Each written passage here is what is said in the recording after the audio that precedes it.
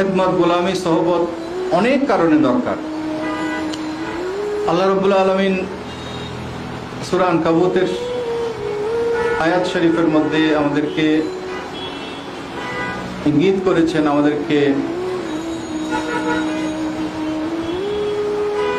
ইরশাদ করেছেন,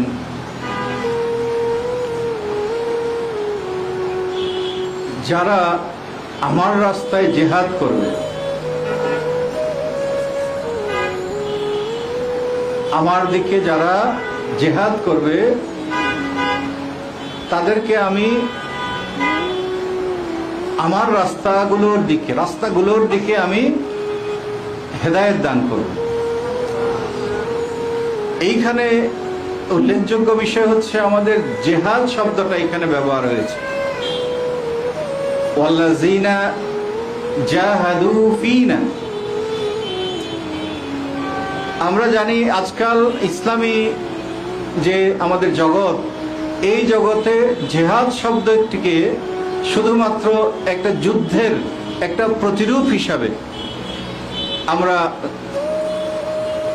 আমরা বুঝতে শিখে গিয়েছি, কিন্তু আমরা এটা হয়তো এখন চিন্তাও করতে পারি না, এতটাই আমরা আসলে চিন্তাগত জায়গায় এতটাই আমরা সরে গিয়েছি যে জিহাদ শব্দটি হচ্ছে একটি বৃহত্তর শব্দ, যেই শব্দের মূল অর্থ হচ্ছে সমস্ত কল্যাণকর পদ্ধতিতে আমরা আল্লাহ রাব্বুল আলামিনের দিকে একটি বিপুল চেষ্টার মধ্যে থেকে আল্লাহ রাব্বুল আলামিনের সন্তুষ্টি অর্জনের চেষ্টায় নিজেকে নিয়োজিত রাখবো, এটি হচ্ছে জিহাদের মূল অর্থ। কিন্তু দুর্ভাগ্যবশত আমরা এখন এই শব্দটিকে শুধুমাত্র এই দুনিয়াবি রাষ্ট্র দখল কিংবা এই ক্ষমতা দখলের জন্য একটি দুনিয়াবি একটি যুদ্ধ শব্দের মধ্যে এর ব্যাপক বৃহৎ অর্থকে আমরা সীমাবদ্ধ করে ফেলেছি। কিন্তু আল্লাহ রাব্বুল আলামিনের অগণিত শুকরিয়া, আল্লাহ রাব্বুল আলামিনের আউলিয়ায়ে কেরামগণ, সুফিয়ায়ে কেরামগণ কখনোই এই সীমিত অর্থে এই কুরআনুল কারীমের এই ব্যাপক অর্থভিত্তিক এই শব্দকে কখনোই ব্যবহার করেননি। তারা আমাদেরকে এটি শিক্ষা দিয়েছেন যে জিহাদ শব্দের ভেতরে লুকায়িত আছে যে তুমি যদি জ্ঞানের সন্ধানে গভীরভাবে তুমি চেষ্টায় থাকো আল্লাহ রাব্বুল আলামিনের সন্তুষ্টির চেষ্টার ভেতরে, তাহলে তুমি সেইটা তোমার জিহাদ। তুমি যদি আল্লাহর আউলিয়া কিরামগণের শিক্ষা অনুসরণের ভেতর দিয়ে আল্লাহ রাসূলের সন্তুষ্টির জন্য নিজেকে নিবেদিত করো, নিয়োজিত রাখো, চেষ্টায় থাকো, সেটিও তোমার জন্য জিহাদ। আমরা সুফিয়ায়ে কেরাম, আউলিয়ায়ে কেরামের সেই চিন্তা চেতনায় আমরা এই জন্যই উজ্জীবিত থাকি যে আমরা আউলিয়ায়ে কেরামের খেদমত সহবতে এই জন্য নিজেদেরকে নিবেদিত রাখি যে এর মাধ্যমে আল্লাহ রাব্বুল আলামিন আমাদের অনেক বিভ্রান্তি থেকে হেফাজত করেন।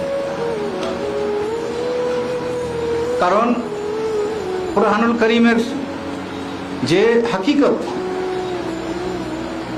সেই অনুধাবন, সেটি শুধু শাব্দিক অর্থ দিয়ে লাগবে না, তার সাথে ফাহমেরও দরকার আছে।